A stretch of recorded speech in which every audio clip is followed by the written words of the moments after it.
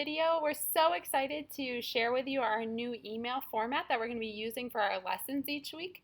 This format was designed in order to make everything easier for you guys so that you guys can have all the information you need each week and that it's all organized and easy to read for you guys. So I just want to walk you through it so that you guys understand what's happening.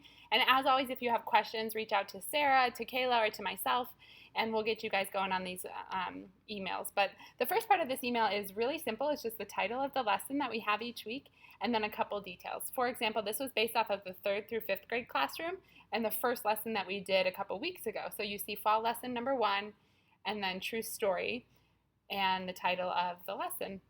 Right underneath that, we have this weekend's details.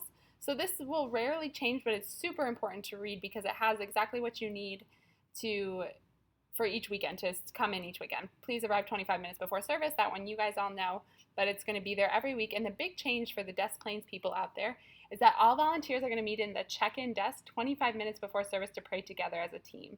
Because of the way our campus is structured, it's a lot harder to pray as a team when we're all on different areas. So we're just going to all meet at the check-in desk 25 minutes before and pray together. So that weekend detail will be different for Randhurst, for Des Plaines, and then eventually for Northside.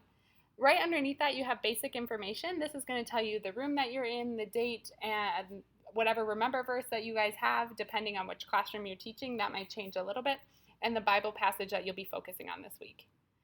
And right underneath that, you have your team. This is really important. This is where you see who is going to be working with you, what you're doing, and what your responsibilities are. You have the Bridge Kids lead.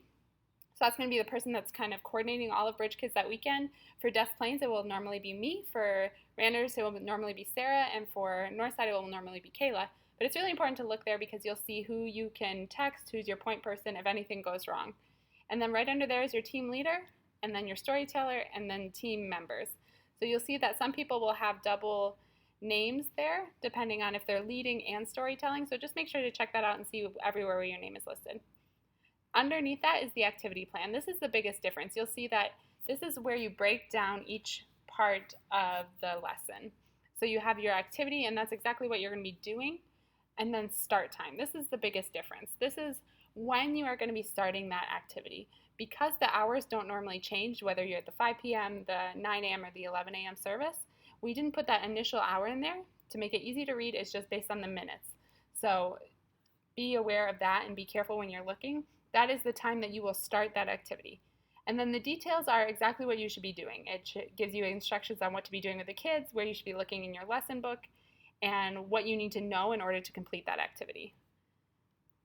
And then at the end, you will see that this lesson is the lesson is attached to each email. So that doesn't change. We're still going to attach the PDF form of each lesson to your emails, but this whole email format changes a little bit. The other big thing to note with this table is that the closing, it's 10 to 15 minutes after the hour, and the Bridge Kid lead will open doors to indicate the service has ended. That's a really big thing, so make sure that you're watching out for your doors to be opened and that you're spending time closing the service together with your students. As always, if you have any questions, let us know. We're really, really excited about this format, but we're also open to suggestions, so let us know if this works, what doesn't work. We really want to hear from you guys because the goal of changing up this email format is to make it easier for you guys to read your lesson, be prepared, and connect kids with God.